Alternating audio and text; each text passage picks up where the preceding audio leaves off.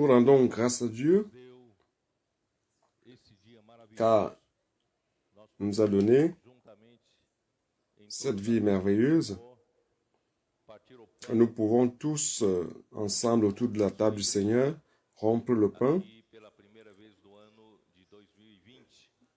en tant que son Église pour la première fois ici, en cette année 2020. En 2019, c'est-à-dire l'année qui vient de s'écouler, je me suis presque pas arrêté à Sao Paulo. C'était une année très surchargée. Tous les week-ends, j'étais dans un lieu différent. Et spécialement cette année, il y a eu beaucoup de conférences itinérantes, c'est-à-dire visitant une ville un jour et le jour suivant, une autre ville et le jour d'après, une autre ville.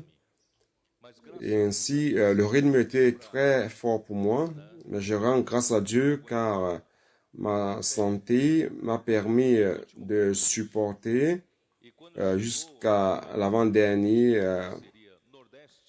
engagement et arrivé donc à l'avant-dernier engagement qui était le nord-est, mon corps s'est écroulé. Je ne pouvais pas me lever du lit. Je ne savais pas exactement ce que j'avais, mais à la veille du voyage, j'ai dit ou alors je vais annuler cet engagement et ça va donner beaucoup de problèmes, ça va créer beaucoup de problèmes aux frères, car tout le nord-est était prêt pour la réunion à Natal. Mais le Seigneur a utilisé une sœur qui est médecin à Sao Paulo, qui m'a donné un médicament et ce médicament a commencé à réagir et j'ai pu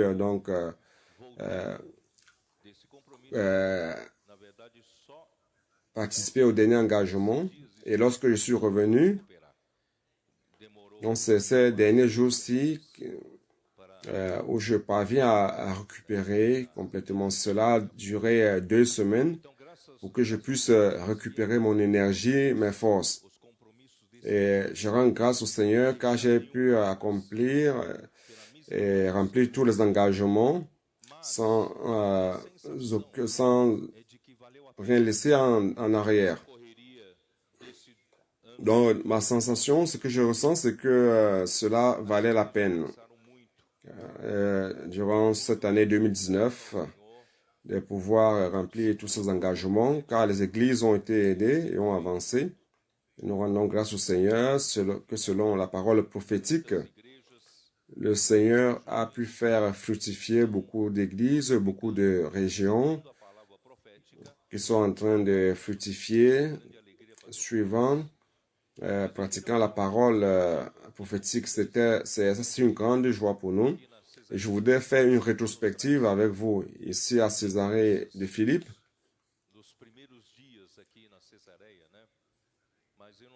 On a toujours en mémoire les premiers jours ici à Césarée de Philippe. Je n'ai pas le temps de parler de tout cela, mais nous rendons grâce à Dieu, car vous qui êtes venus, et puis le point central pour construire toute la couverture, on avait mis une colonne centrale ici au milieu.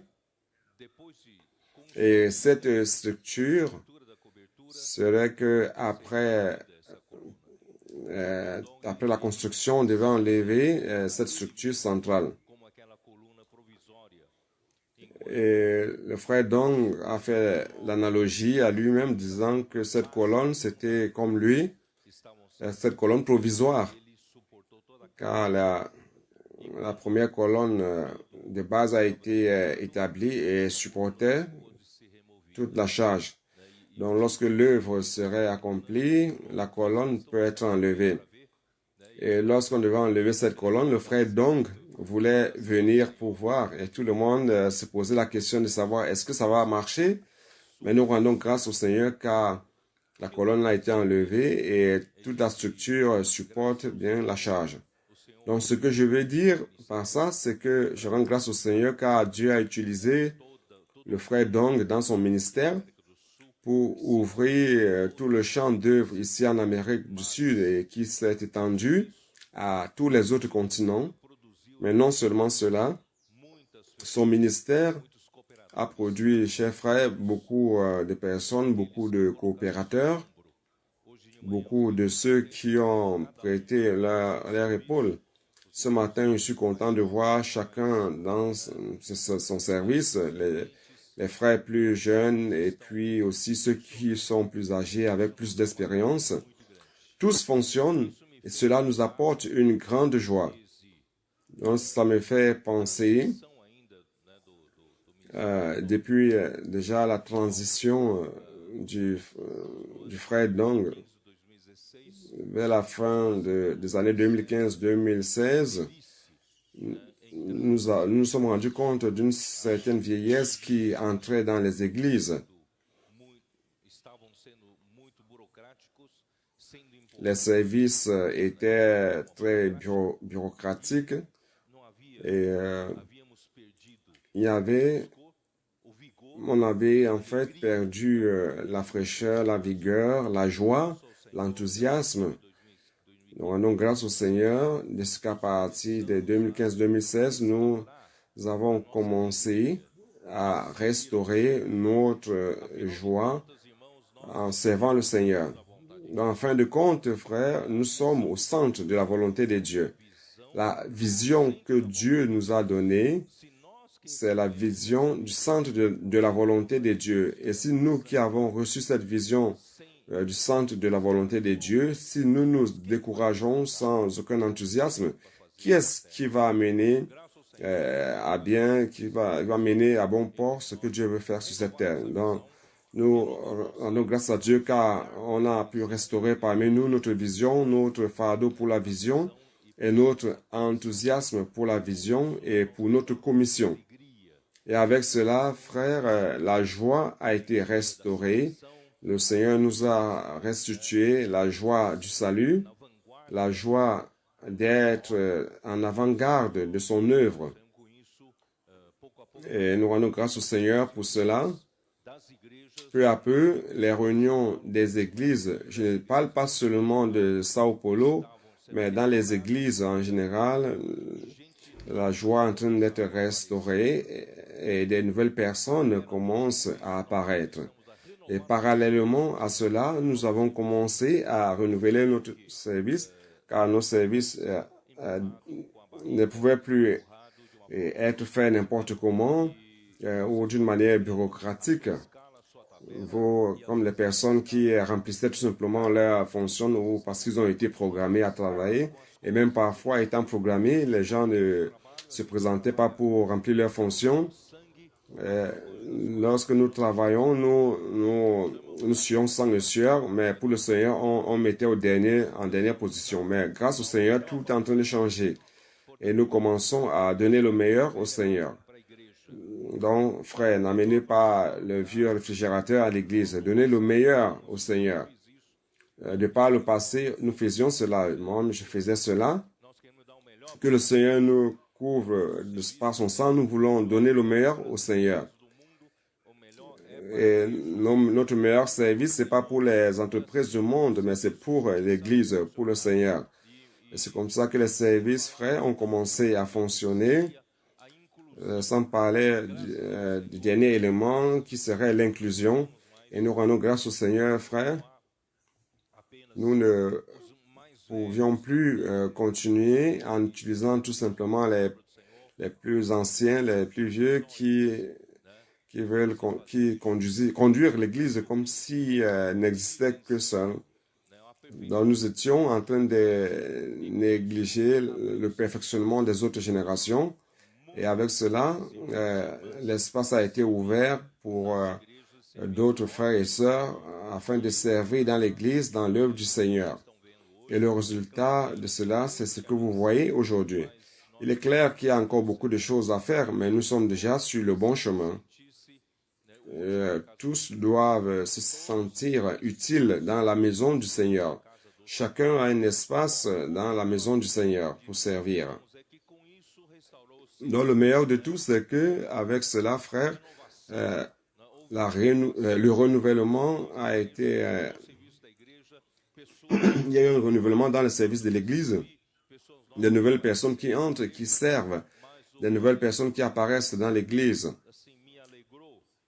Mais ce qui m'a beaucoup donné de la joie, c'est que lorsque nous avons commencé à parler un peu du livre des Philippiens, principalement lorsque Paul dit que nous luttons avec une seule âme. Vous vous rappelez de cela? Et grâce au Seigneur, nous avons le splancnon de Christ. Le splancnon de Christ, c'est où se trouve l'humanité parfaite de Christ, afin que nous puissions vivre une humanité parfaite, l'Église parfaite. On s'est rendu compte qu'on avait des problèmes de relations, même à la maison, la relation conjugale. C'est un problème clé de notre vie. Et nous rendons grâce au Seigneur car nous pouvons prendre le splancnon de Christ, l'humanité parfaite de Christ, afin de vivre de vivre notre relation quotidienne avec notre famille, avec notre conjoint et aussi avec les frères dans la vie d'église, servant ensemble. Frères, je ne sais pas si vous vous êtes rendu compte du changement. Le grand changement, c'est que, frère, de par le passé, il y avait une ambiance de critique. De nos bouches sortaient facilement des jugements par rapport aux autres. Il n'y avait pas de crainte de parler du leadership. Le frère Dong souffrait beaucoup durant toutes ces années de son ministère, tellement de critiques, de paroles inadéquates. Frère, nous ne pouvions plus continuer de cette manière. Nous rendons grâce à Dieu de ce que à partir de cette parole, l'ambiance de l'Église a commencé à changer. Frère, nous avons arrêté de critiquer les uns les autres, d'une manière générale, tout du moins. Nous avons arrêté de juger les uns les autres et nous avons commencé à pratiquer ce qui est dans Colossiens 3. Vous avez vu aujourd'hui Colossiens 1, on va voir Colossiens 3, qui parle de splancnon de Christ. Colossiens 3, verset 12.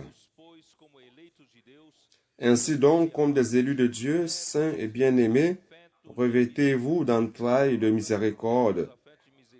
Ce mot d'entrailles de miséricorde, c'est le splancnon.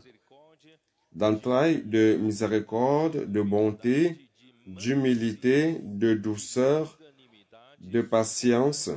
Supportez-vous les uns les autres, et si l'un a un sujet de se plaindre de l'autre, pardonnez-vous réciproquement, de même que Christ vous a pardonné, pardonnez-vous aussi. Mais par-dessus toutes ces choses, revêtez-vous de l'amour qui est le lien de la perfection, et que la paix de Christ à laquelle vous avez été appelés pour former un seul corps règne dans vos cœurs et soyez reconnaissants. Frères, cette ambiance qui existait parmi nous sans aucune crainte, critiquant le leadership, critiquant les personnes que le Seigneur a commissionnées pour nous apporter la parole. Parmi nous, il y avait encore aussi l'ambiance de compétition, qui est meilleur, dans quelle église, qui commande, qui ne commande pas, qui est le premier, qui est le deuxième. Il y avait beaucoup de cette ambiance néfaste. Grâce au Seigneur, le Seigneur a enlevé petit à petit cette ambiance de nous. Il a éloigné de nous cette ambiance de rivalité, de jalousie, de dispute. Vous vous rappelez de cela, n'est-ce pas? Les gens qui se disputaient pour la place, pour la puissance, Cela existait de par le passé, mais grâce au Seigneur, le Seigneur a enlevé tout cela. Parmi nous, il n'existe plus cette ambiance. Notre ambiance, c'est les uns priant pour les autres, les uns supportant les autres. Car nous avons eu la vision de ce que nous sommes membres du même corps, membres du corps de Christ. Lorsqu'un membre va bien, le corps va bien. Si le corps va bien, alors c'est moi qui en profite. Donc, frère, grâce au Seigneur, il y a une ambiance qui a été créée afin que le Seigneur puisse former l'enfant mâle, qu'il puisse former un groupe de vainqueurs dans l'Église dans les derniers temps. Comment se forme un groupe de vainqueurs? C'est lorsqu'il n'y a plus l'ambiance où les gens créent des problèmes aux autres, qui font tomber les autres. Lorsqu'il n'y a plus d'ambiance de rivalité ou de compétition. Lorsque les uns et dans les autres, donc, c'est une opportunité afin que le Seigneur puisse établir un groupe de vainqueurs dans l'Église au dernier temps. Donc, grâce au Seigneur, les choses ont vraiment changé, frère. C'est alors que m'est venue la vision de ce que nous avons arrêté de tourner en rond dans le désert. Nous sommes restés 40 ans tournant dans le désert. Nous avons reçu beaucoup de connaissances bibliques, mais à la fin, nous n'avons pas du tout avancé. Nous connaissons beaucoup de doctrines, beaucoup de paroles, mais à la fin de l'année, nous n'avons pas avancé d'un seul pas. Nous sommes restés sur place. Les uns en compétition avec les autres, les uns jaloux des autres, des rivalités, etc. Nous n'avons pas du tout avancé. Nous sommes restés 40 ans dans le désert, sur place. Mais grâce à Dieu, avec ce changement d'ambiance, nous nous rendons compte que nous avons commencé à arrêter de tourner en rond dans le désert et nous avons commencé à marcher vers la bonne terre. J'appelle cela la dernière ligne droite. Nous sommes sur la dernière ligne droite. C'est quoi la dernière ligne droite, frère? C'est d'arrêter de tourner en rond dans le désert et de marcher vers la direction de la bonne terre de Canaan.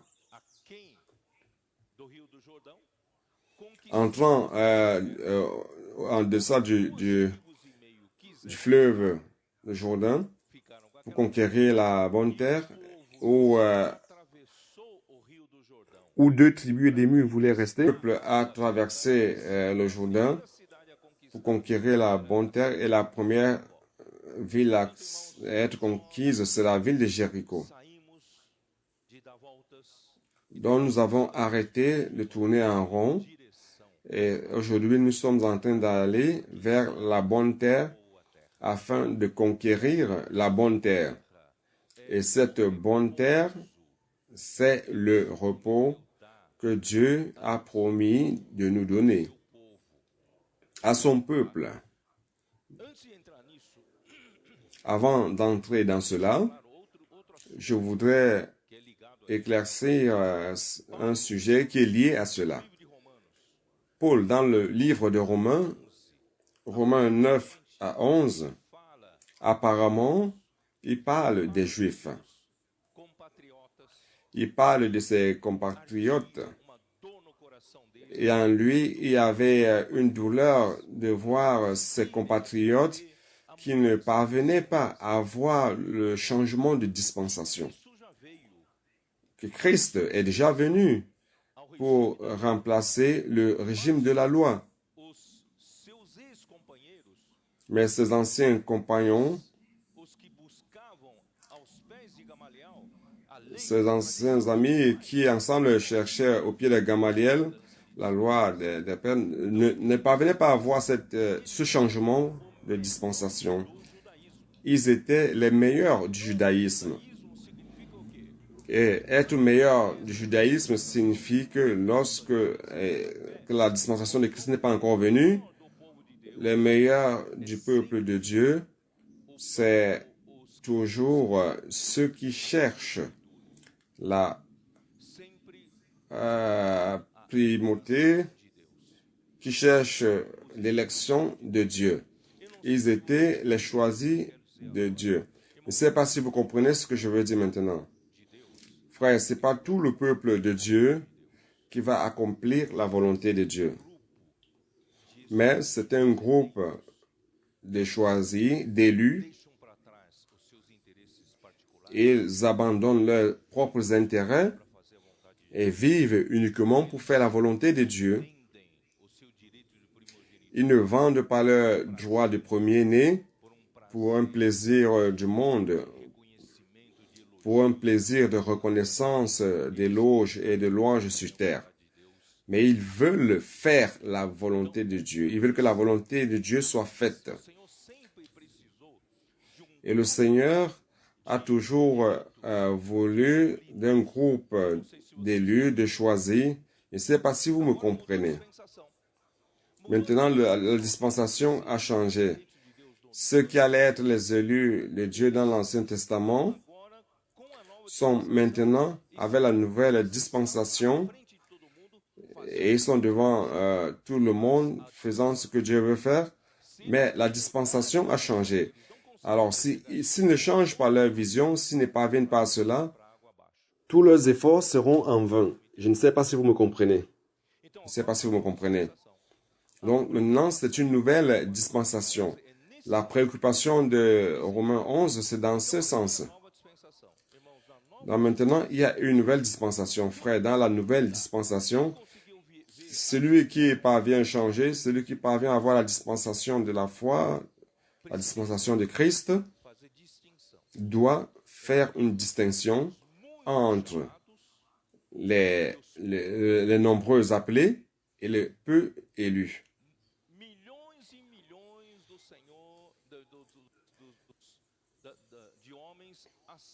Des millions et des millions d'hommes ont accepté la foi. Ils ont cru au Seigneur Jésus.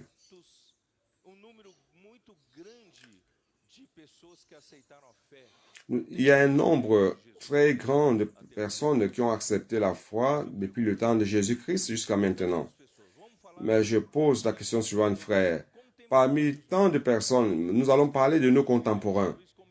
Nous vivons certainement avec des millions de chrétiens. Des millions de chrétiens, n'est-ce pas? Mais de ces millions de chrétiens, est-ce qu'ils connaissent la volonté de Dieu? Est-ce que ces millions de chrétiens sont capables de tout abandonner et vivre simplement faisant la volonté de Dieu? Non.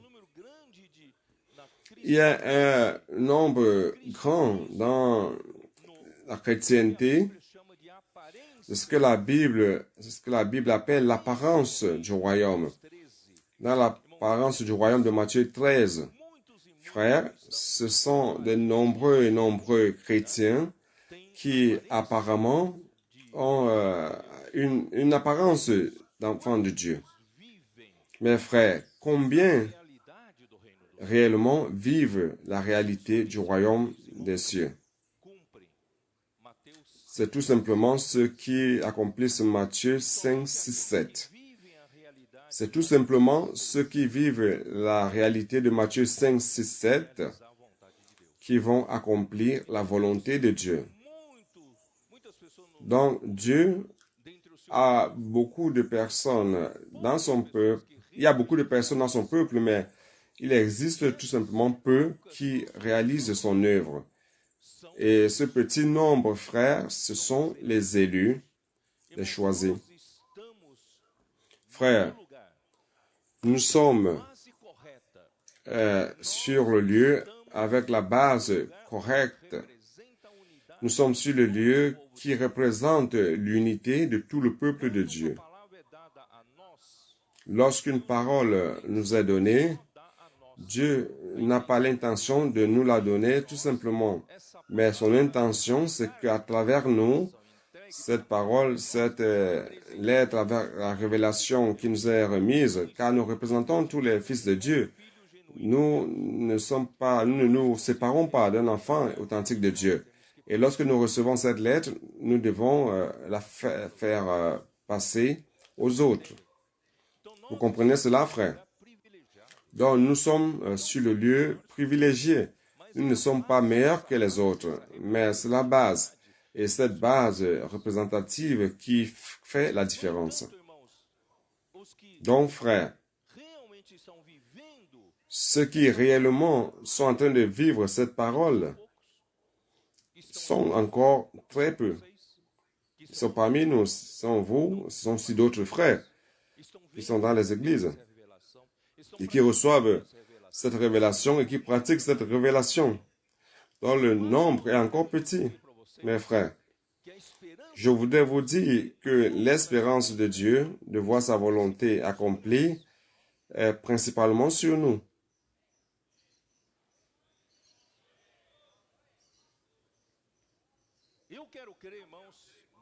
Je voudrais croire, frère, de la même manière que Paul se préoccupait des élus de Dieu dans l'ancienne dispensation qui sont ses collègues avec lesquels il cherchait, et ils sont perdus dans cette dispensation. Donc, de la même manière, nous devons être préoccupés, nous devons nous préoccuper et être de ces élus de Dieu sur lesquels le Seigneur peut compter afin de voir sa volonté s'accomplir. C'est pour cela qu'il est en train d'ouvrir son cœur envers nous. Ses révélations sont grandioses envers nous, car il veut voir sa volonté faite. Car nous avons arrêté de tourner en rond dans le désert et nous allons entrer dans la bonne terre de Canaan. C'est pour cela, frère, que numéro 1, vous êtes dans un lieu où certainement la plus grande partie des vainqueurs va surgir.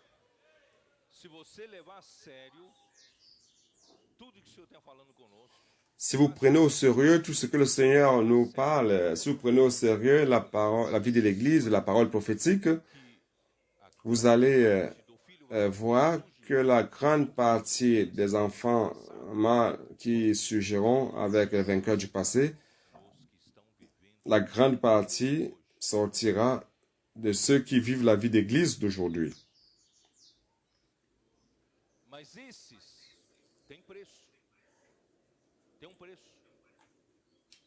Mais il y a un prix à cela.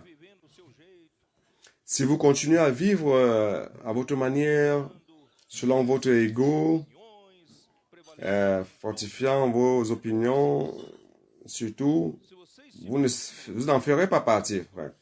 Mais si vous êtes disposé à suivre le chemin de la croix, renoncer à vous-même, très probablement, vous en ferez partie. Donc, frère, nous devons être ceux en Matthieu 7 qui choisissent la porte étroite.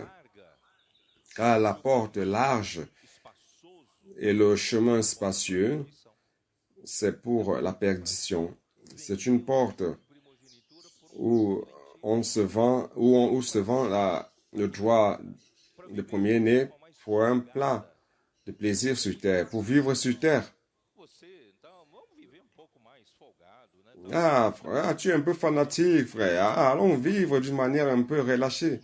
Dans ce cas, vous aurez choisi le chemin spacieux. Mais nous préférons la porte resserrée, le chemin à porte étroite et le chemin resserré. Que choisissez-vous?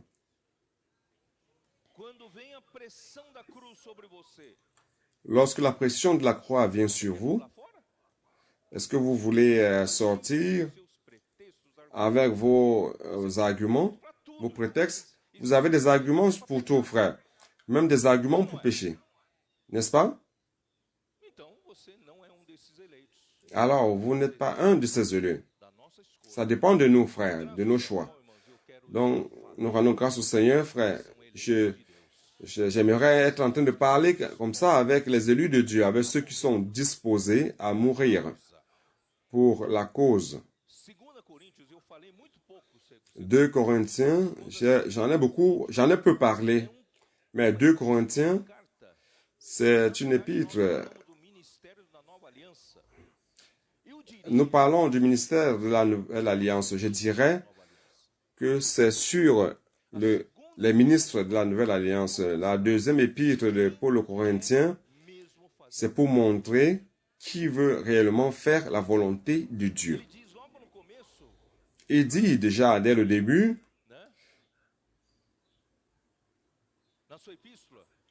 dans son épître, parce que Dieu nous a imposé, il nous a mis, nous les apôtres, en dernière position.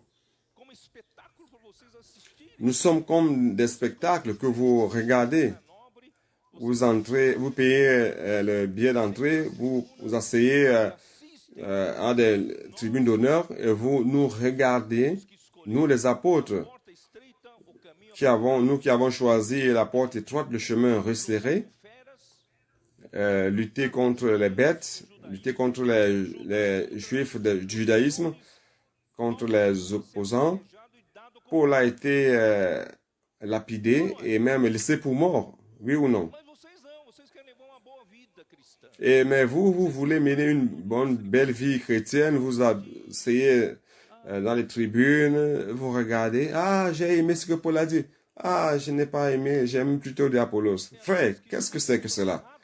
C'est ceux qui ont choisi le chemin erroné, le mauvais chemin.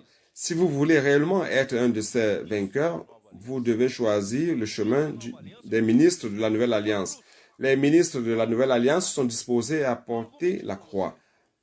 N'argumentez pas en votre faveur.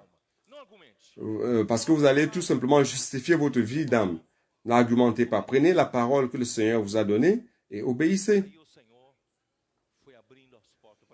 Alors, le Seigneur a commencé à nous ouvrir la porte. Le livre de Romains s'est ouvert à nous.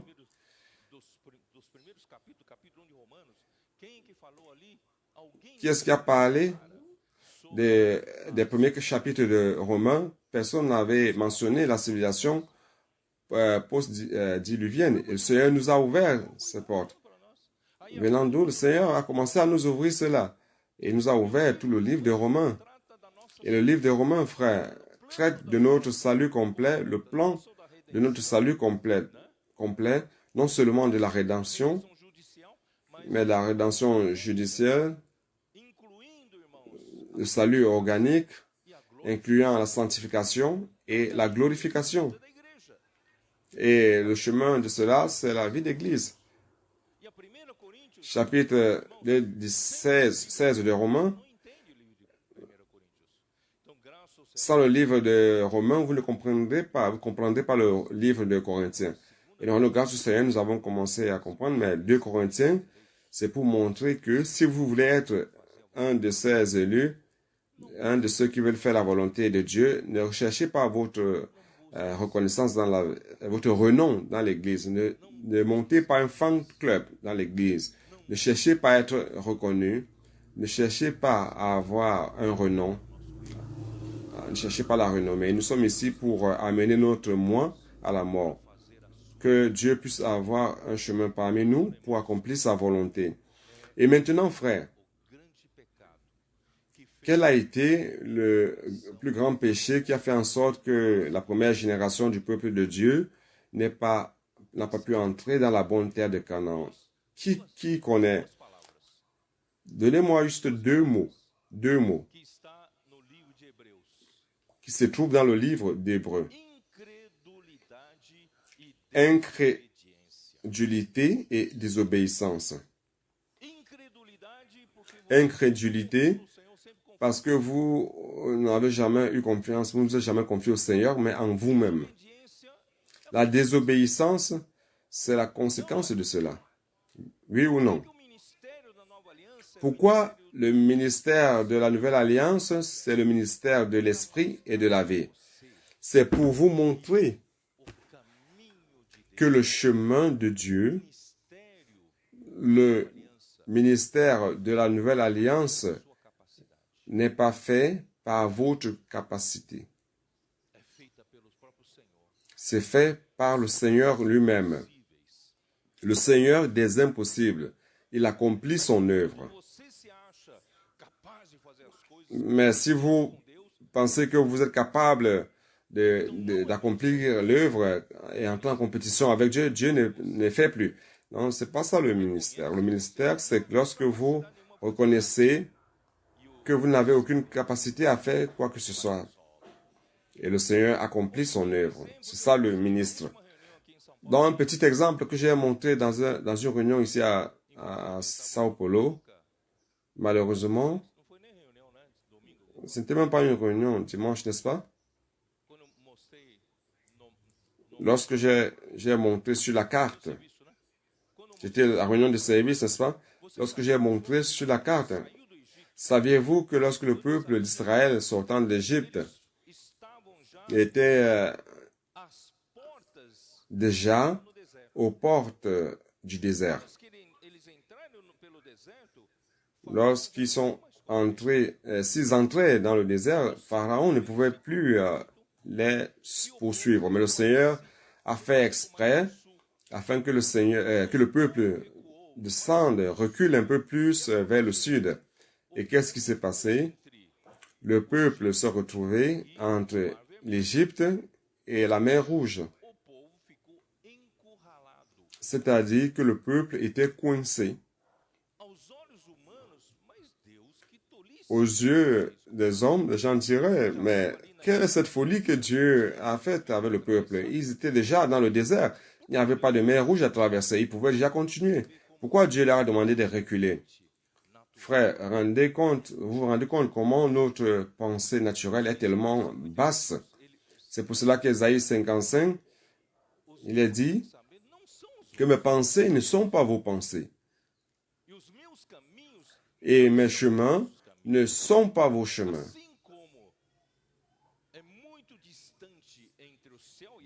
Tout comme le ciel et la terre sont tellement distants, c'est la même distance entre vos pensées et mes pensées, entre vos chemins et mes chemins. Donc, lorsque le peuple était coincé, qu'est-ce qui s'est passé? Cela a attisé le cœur de Pharaon et il s'est dit, ah, ce peuple certainement veut que je les ramène. Ils ont choisi de tomber dans le piège. Il y avait la mer Rouge devant eux, alors je m'en vais les chercher. Pourquoi il a pris les chevaux et les cavaliers, les chars? C'est pour arriver rapidement. Alors, il y est allé pour les suivre. Donc, si le peuple ne s'enfuit pas de la mer Rouge, il serait coincé.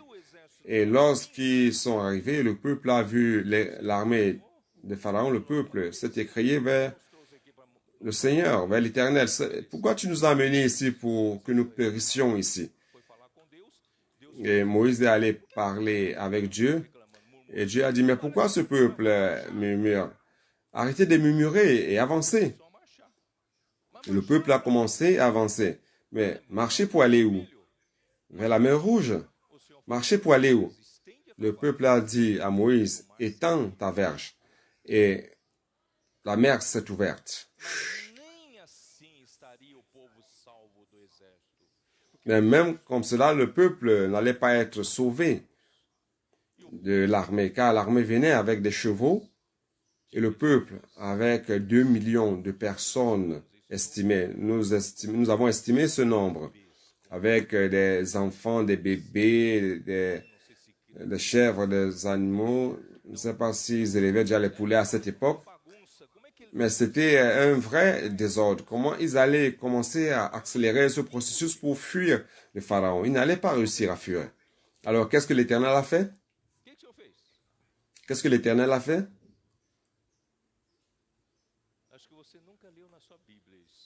Je pense que vous n'avez pas encore lu cela dans votre Bible.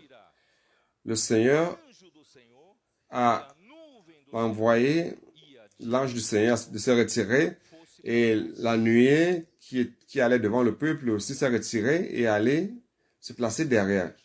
Je pense que votre Bible est différente de la mienne. Il existe ce passage.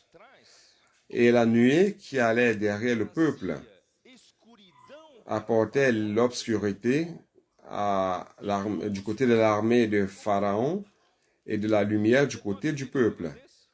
Vous comprenez? Est-ce que vous pouvez comprendre quelque chose comme ça ici? L'obscurité a fait en sorte que les chevaux et les cavaliers ne regardaient pas le bout de leur nez et ils étaient perdus dans leur direction. Donc, ils ont perdu beaucoup de temps dans cela. Et le peuple avait la lumière et tout doucement, ils avançaient, ils amenaient les animaux, les chèvres et traversaient la mer. Et lorsqu'ils ont traversé l'armée, alors l'armée est entrée dans la mer et les eaux se sont refermées. Cela représente le baptême. Si cela ne s'était pas passé, frère, nous n'allions pas savoir ce qu'est le symbole du baptême. C'est pour enterrer le monde. Le monde est mort pour vous. et vous êtes déjà crucifiés pour le monde. C'est ça la signification, c'est ça, pardon, le sens du baptême. Ce que je voudrais dire en ce moment, quelle est la validité de la force humaine? Dans cette situation, est-ce que votre capacité parvient à faire quelque chose? Vous n'allez réussir à rien faire du tout, absolument rien du tout. C'est Dieu qui fait les choses, frère. Donc, dans la nouvelle alliance, nous devons comprendre, frère, que c'est Dieu qui accomplit les choses. Mais comment Dieu fait-il les choses? À travers le leadership, à travers sa parole. Dieu donne une parole et le peuple croit, obéit et les choses se passent, les choses fonctionnent. Donc après 40 ans dans le désert, toute cette vieille génération qui n'a pas cru en la parole du Seigneur, cette vieille génération qui n'a pas obéi au Seigneur, à l'Éternel, est tombée dans le désert. Maintenant, frères, nous sommes prêts à entrer dans la bonne terre de Canaan. Lorsqu'ils ont traversé le Jourdain, ils ont laissé le vieil homme enterré, ils sont entrés dans la nouvelle terre, nouveauté de vie. Et la première ville, c'est Jéricho. Je n'ai pas beaucoup de temps pour parler de cela. Mais c'est intéressant de vous montrer, frère, que le peuple était déjà entraîné à avancer ou à suivre, pardon, la parole du Seigneur sans interrogation. Le Seigneur leur a demandé de tourner une fois par jour autour de la ville durant 7 jours. Pensez un tout petit peu. Si vous êtes quelqu'un qui a beaucoup de capacités, plein d'intelligence, avec vos arguments, vous auriez pu dire, ah, je ne veux pas faire cela. Ça, c'est des clowneries. Tourner en rond autour de la ville. Je n'ai jamais vu quelqu'un gagner une guerre tournant en rond autour d'une ville. Je n'y vais pas. Ou alors, si un leader de tribu disait, ah, ma tribu n'y va pas, je n'y vais pas. Ça me va me tourner en ridicule. Non, frère, le peuple avait déjà appris à croire au Seigneur et à obéir. Qu'est-ce que le peuple a fait? Il a tourné autour de la ville une fois par jour et le 7e jour, 7 tours. Et ils ont crié, on a joué des trompettes et la muraille est tombée. Ils ont conquis la ville de Jéricho. Frère, ça c'est l'expérience que nous devons avoir. Donc, assez de tourner durant ces 40 ans avec notre propre force, d'essayer à faire des choses justifiant. Nous ne pouvons rien faire, frère, si le Seigneur ne le fait pas.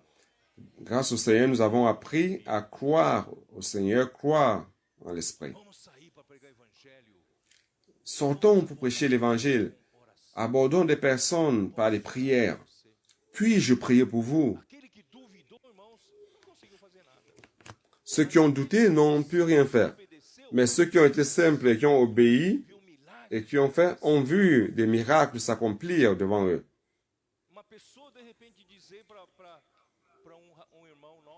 Une personne qui a dit à un de nos frères, Dieu vous a envoyé vers moi. Regarde ici sur mon cou. Ce matin, j'ai essayé de me suicider en me pendant, en mettant la corde sur mon cou, mais la corde n'a pas supporté. Maintenant, je suis dans la voiture, me posant la question, que dois-je faire? Est-ce que je dois encore essayer de nouveau? Si je ne sais pas de nouveau, que dois-je faire de la vie? Je ne veux plus vivre. Et le frère est venu à ce moment précis. Frère, ce sont des choses de ce genre qui se passent parmi nous. Les gens ont dit, priez pourquoi? Priez pour quelqu'un qui était au chômage. Le frère a prié et après son téléphone a sonné. C'était un travail qu'on lui proposait. Donc, les personnes avec des problèmes dans la famille, mais le Seigneur est en train d'accomplir des choses. Ce n'est pas par ma force ni votre force. Je n'ai pas vu à rien faire de pareil, frère. Donc, avec cela, les frères ont commencé à croire plus en la parole du Seigneur. Jésus comme homme, il devait apprendre l'obéissance. il devait apprendre l'obéissance. Vous voyez comment c'est difficile à l'homme d'obéir. Car l'homme est rempli d'idées, rempli de capacités, rempli d'intelligence, rempli d'opinions, rempli de ses propres manières. Cet homme-là ne va jamais vaincre dans la vie. Laissons le Seigneur nous vaincre. Rendez-vous compte que celui qui accomplit l'œuvre, c'est Dieu lui-même. Et cette année, je vais courir un tout petit peu. Cette année, encore au deuxième trimestre, le Seigneur nous a ouvert la révélation de Jean 14 à 17. Jean 14 à 17, c'est un chapitre que vous avez lu. Vous avez peut-être compris certaines choses d'une manière doctrinale, mais vous n'avez pas tout saisi le sens. Mais grâce au Seigneur, le Seigneur nous a donné une révélation tant élevée que moi, je ne parvenais pas à croire. Quand j'ai lu cela, j'ai dit, ah, c'est pas possible. C'était dans ma Bible, cela. Frère, le Seigneur a mis de côté Judas Iscariote en cette dernière scène de la Pâque. Il a dit à Judas de sortir faire ce qu'il devait faire, c'est-à-dire le trahir, et il est resté avec les 11. Et ces 11 frères, je voudrais croire que ce sont les élus, ces élus de Dieu, qui représentaient les élus de Dieu. Et Dieu nous a ouvert son cœur. Que votre cœur ne se trouble point. Croyez en Dieu, croyez aussi en moi. Je vais pour vous préparer une place. Quand je vais vous préparer une place, je reviendrai et je vous recevrai en moi-même. C'est-à-dire que Jésus devait mourir sur la croix et Dieu devait le ressusciter afin qu'il puisse revenir vers les disciples par l'esprit de vérité et d'un autre consolateur. Vous comprenez aujourd'hui que je parle rapidement, n'est-ce pas? Afin que les disciples puissent être reçus par Jésus déjà en esprit comme esprit. Et je vais vous amener avec moi afin que où je suis, que vous y soyez aussi. Dans le but de la mort et de la résurrection de Jésus, frère, ce n'est pas seulement pour ôter nos péchés. Ce n'est pas seulement que lorsque nous allons mourir, nous irons au ciel et non en enfer. C'est bien plus que cela. C'est bien plus. Jésus est mort pour nos péchés, sans doute. Mes frères, il est mort. Pourquoi? Afin que lorsque Dieu allait le ressusciter, ce serait un signe de ce que Dieu serait en train d'approuver le premier homme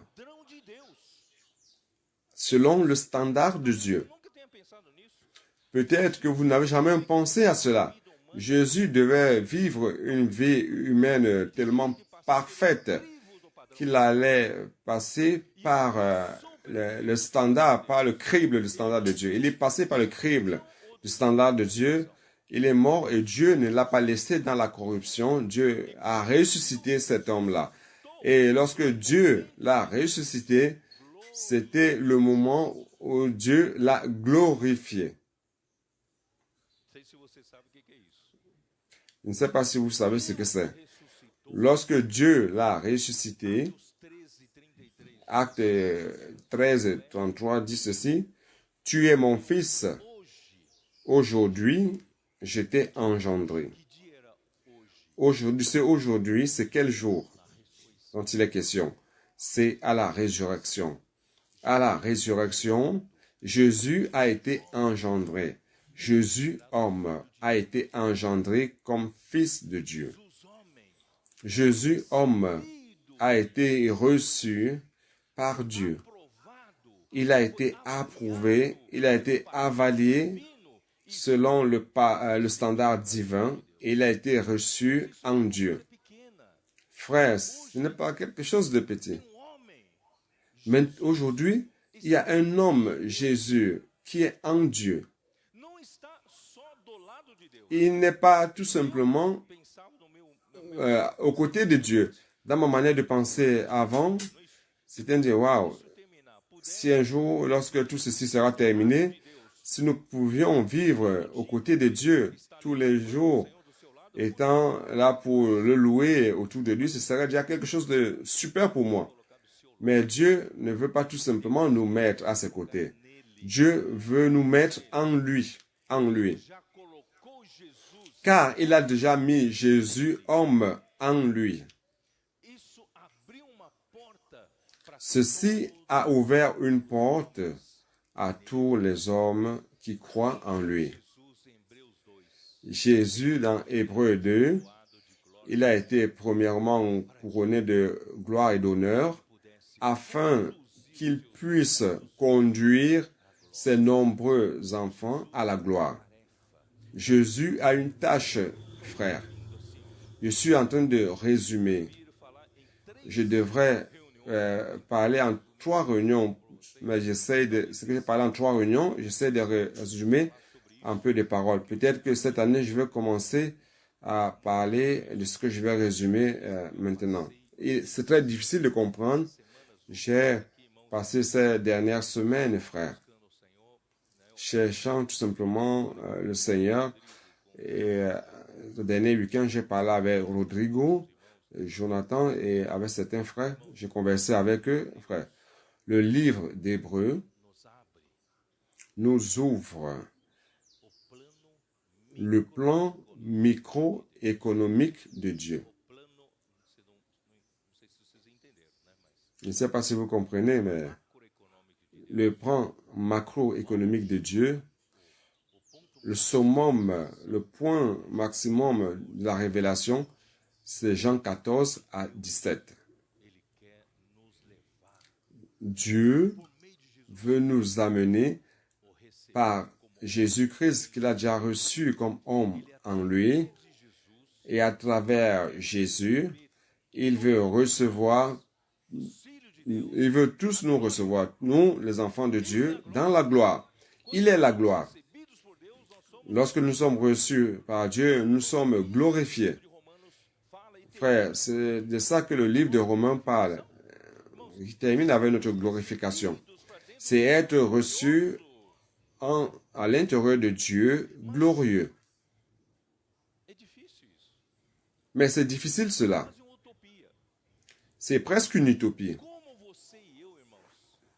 Comment vous et moi, nous allons y parvenir? Jésus, oui, d'accord, il a réussi, mais vous et moi, Dieu saint, Dieu saint, Dieu est saint. Comment peut-il nous recevoir dans sa sainteté s'il y a un élément qui n'est pas saint en nous? Nous allons être expulsés par lui, rejetés par lui. Oui ou non?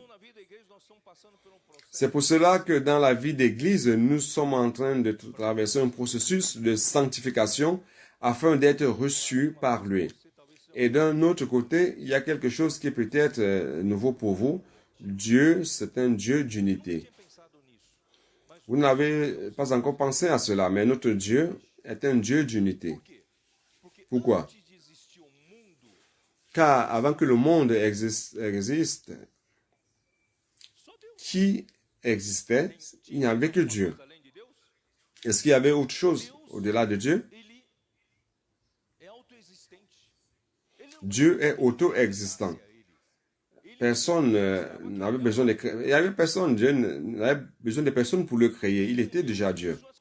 Il est Dieu avec ses caractéristiques. Quelles sont ses caractéristiques? Je venais d'en parler. Il est saint. Il est juste. Dieu de justice. Il est quoi? Il est amour. Il est lumière, c'est lié à la justice. Et il est unique.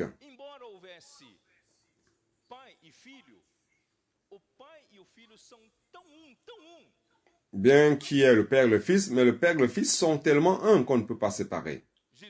N'est-ce pas? Jésus, dans Jean 17, dit ceci, n'est-ce pas?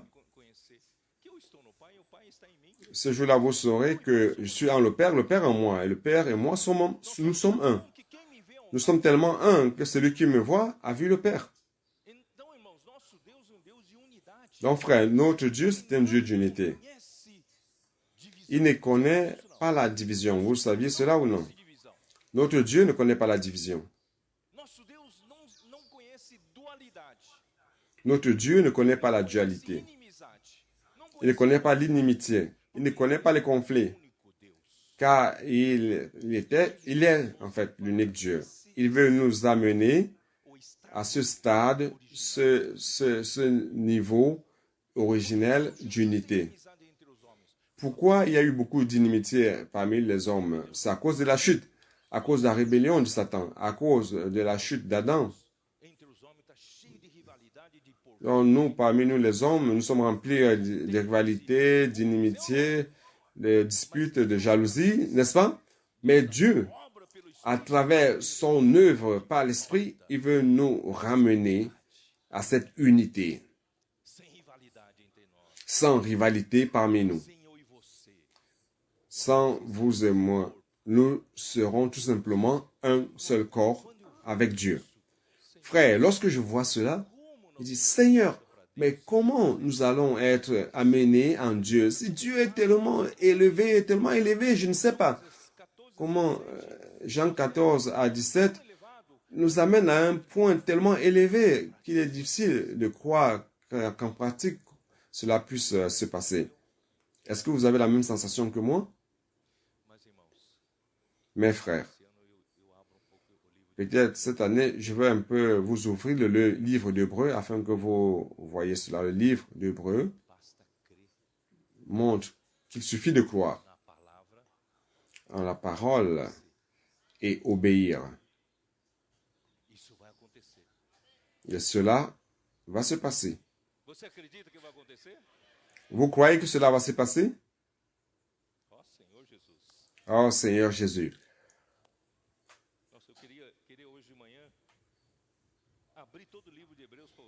Je voulais ce matin vous ouvrir tout le livre d'Hébreux pour vous montrer ce que je parle. Frère, notre Dieu a tout préparé pour nous. Bien que ce soit quelque chose d'impossible pour l'homme, mais il a préparé Jésus. Et ce Jésus, ça commence à partir d'Hébreux 7, qui est présenté comme le souverain sacrificateur selon l'ordre de Melchizedek.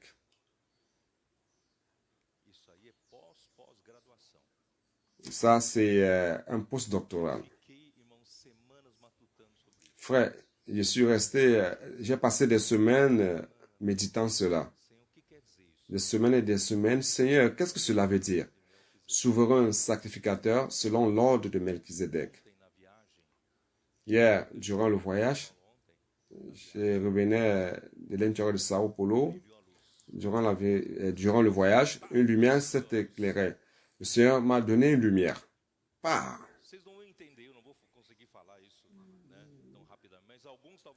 Je ne sais pas si vous allez aussi à comprendre. Je vais parler de ça rapidement, mais certains vont saisir.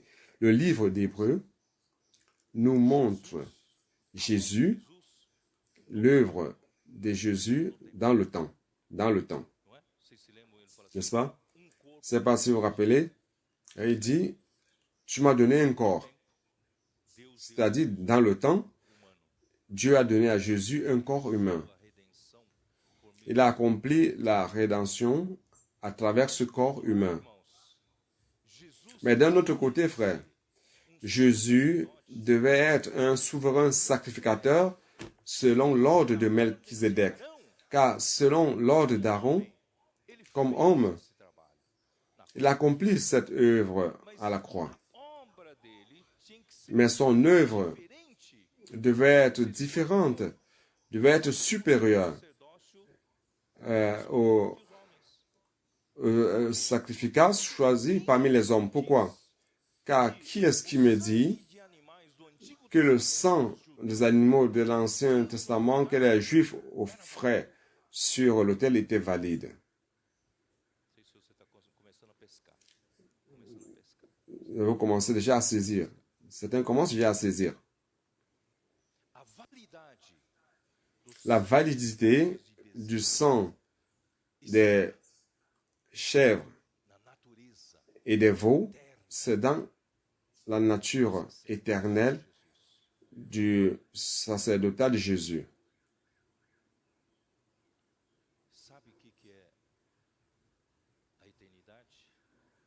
Vous savez ce qu'est l'éternité? Pour quelqu'un qui n'est pas sujet au temps, c'est l'argole. L'argole. Dans la construction du tabernacle, il y a plusieurs argoles qui permettent de lever les ustensiles. Donc, les argoles sont ronds. Pourquoi l'argole est rond? Parce que ça représente l'éternité. Je vais juste parler de cela. Les souverains sacrificateurs, selon l'ordre de Melchizedek, représentés par ce symbole de l'éternité.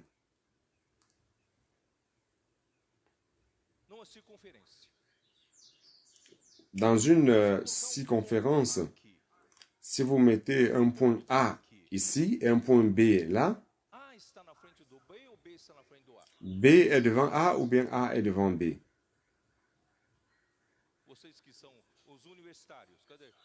Les universitaires, je vais parler aux universitaires. Est-ce que c'est A qui est devant B ou c'est B qui est devant A? Ça dépend de la référence, n'est-ce pas? Il y avait la même référence. A pourrait être devant ou B devant aussi. Donc, frère, le souverain sacrificateur, selon l'ordre de Melchizedek, Melchizedek a été présenté comme quelqu'un qui n'a pas de généalogie, quelqu'un qui n'a pas de début de jour, qui n'a pas de fin de jour. Le sacerdotat ou la sacrificature de Jésus, d'un côté, il a accompli tandis que l'homme accomplissait la sacrificature.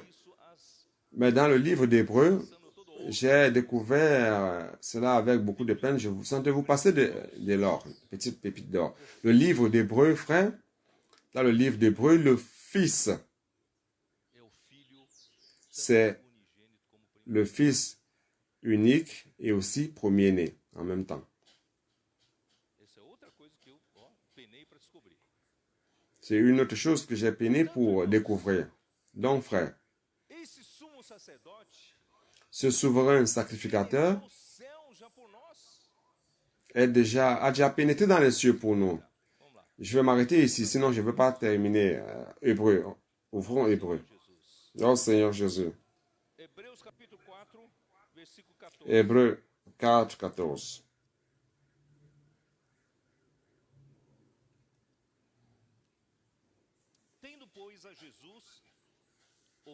Ainsi, puisque nous avons un grand souverain sacrificateur qui, à travers les cieux, Jésus, le Fils de Dieu, donc il est là, Fils de l'homme, Fils de Dieu, Fils de l'homme, Fils de Dieu, donc Jésus, le Fils de Dieu, comme souverain sacrificateur, qui a pénétré dans les cieux. Donc Jésus, lorsqu'il est mort, il a été glorifié par le Père en le ressuscitant des morts. Et lorsque Dieu l'a ressuscité des morts et a glorifié cet homme Jésus en lui-même, et Dieu l'a mis dans les lieux élevés à sa droite. Il a déjà traversé les cieux. Il a pénétré dans les cieux. Et ce souverain sacrificateur que vous avez dans votre esprit, c'est ce Fils de Dieu qui a déjà traversé et a pénétré dans les cieux. Demeurons fermes dans la foi que nous professons. chapitre 6 d'Hébreux. Je vais m'arrêter là. Sinon, je ne vais pas parvenir à terminer.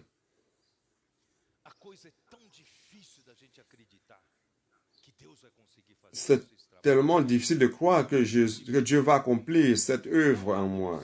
C'est tellement difficile. Donc, jetez un coup d'œil au verset 13. Lorsque Dieu fit la promesse à Abraham, frère, lorsque Dieu a fait la promesse à Abraham, tout ce sens, cette signification était déjà incluse. Donc, que Dieu voulait déjà emmener l'homme en lui-même dans Abraham, cela était déjà inclus. Lorsque Dieu fit la promesse à Abraham, ne pouvant jurer par un plus grand que lui, il jura par lui-même, frère. La promesse de Dieu ne suffisait-elle pas si Dieu promettait? Dieu est Dieu. Mais la chose est tellement supérieure, tellement élevée, que peut-être l'homme ne parvient pas à y croire. Donc, frère, au-delà de la promesse, Dieu a juré. C'est de ça que je suis en train de parler, frère. Cette glorification qui va s'accomplir parmi nous a tellement l'air difficile. Non seulement Dieu nous a donné la promesse, mais en même temps, il a juré. Je jure que cela va se passer. Et il dit, certainement, je te bénirai et je multiplierai ta postérité. Et c'est ainsi qu'Abraham, ayant persévéré, obtint l'effet de la promesse. Or, les hommes jurent par celui qui est plus grand qu'eux, et le serment est une garantie qui met fin à tous leurs différends. Frère, prêter serment, c'est comme une garantie extra. Donc, si je vous fais une promesse, peut-être que vous me voyez comme un homme. Un homme promet, il peut changer. Mais la promesse de Dieu ne change pas. Mais au-delà de la promesse, Dieu encore nous donne une garantie qu'est le serment. Je vais garantir que cela va se passer. Pour cela, c'est pourquoi Dieu voulait montrer avec plus d'évidence aux héritiers de la promesse l'immutabilité de sa résolution intervint par un serment.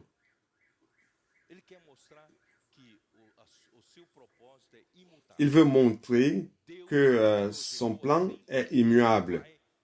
Dieu a promis, il a planifié comme cela et il va l'exécuter comme cela. Afin que par deux choses immuables dans lesquelles il est impossible que Dieu mente, nous trouvions un puissant encouragement, nous dont le seul refuge a été de saisir l'espérance qui nous était proposée. Frères, nous avons déjà un refuge. Si vous ne croyez pas, allez vers ce refuge afin de saisir l'espérance qui nous était proposée. Frère, Dieu nous a proposé l'espérance de la gloire. Il nous a promis l'espérance de la gloire, Christ, l'espérance de la gloire. Ça, c'est le ministère qui a été caché durant des siècles et générations, et Dieu va accomplir cela à travers Jésus-Christ. N'est-ce pas? Donc ça, c'est l'espérance proposée. Cette espérance proposée, nous la possédons comme ancre de l'âme. Frère, si votre âme n'a pas quelque chose de ferme pour l'accrocher, vous allez dériver dans ce monde. C'est comme un bateau sans ancre. Vous ne savez pas où vous allez. Vous pouvez même naufrager. Mais nous rendons grâce à Dieu, frère. Cette espérance vient de la promesse de Dieu et ça vient du serment de Dieu. Et quelqu'un est déjà entré dans les cieux pour nous. Et nous allons nous allons lancer cette ancre au-delà du voile, là, dans le ciel. Donc cette ancre est déjà dans les cieux, c'est pas dans le sein. Donc, là, je vais vous le lire. Nous la possédons comme ancre de l'âme sûre et solide. Elle pénètre au-delà du voile. là où Jésus est entré pour nous comme précurseur, ayant été fait souverain sacrificateur pour toujours, selon l'ordre de Melchizedek. Toutefois que le livre d'Hébreux dit pour toujours, soyez sûrs que c'est selon l'ordre de Melchizedek, car c'est éternel. L'effet est éternel. Vous avez compris, vous n'avez pas compris, c'est ça la parole, mes frères. Je voudrais tout simplement que vous ayez la foi. Soyez simple. Croyez que cette promesse va s'accomplir. Croyez que la même chose qui s'est passée avec Jésus, qui a été glorifié avec Dieu le Père, va se passer aussi avec nous. Je ne sais pas comment, ne me demandez pas comment, mais la parole prophétique va nous amener là, frère. Année après année, 2020, j'appelle 2020 année de l'espérance de la gloire. Nous sommes plus près de la gloire. Nous ne vivons pas sans espérance. L'homme sans espérance est misérable. Nous ne sommes pas des hommes sans espérance. Bien au contraire, frère. Notre âme est ancrée comme l'encre, par l'encre ferme, solide dans cette espérance. Et cette espérance, c'est en Jésus qui est déjà au-delà du voile et qui a déjà traversé le ciel. Il a pénétré dans le ciel. Il est le souverain sacrificateur selon l'ordre de Melchizedek. Et il a accompli cela, frère, pour toujours. Vous croyez ou vous ne croyez pas, frère, cela s'est déjà passé. Car dans l'éternité, les choses qui ne sont pas encore accomplies pour nous sont déjà accomplies pour Dieu. C'est pour cela, frère, que nous devons croire. À croire. Sans foi, il est impossible de plaire à Dieu. Allons croire, croyons, frère, croyons et ne tombons jamais dans la désobéissance. Croyez et obéissez, soyez simples. Le Seigneur va nous y amener.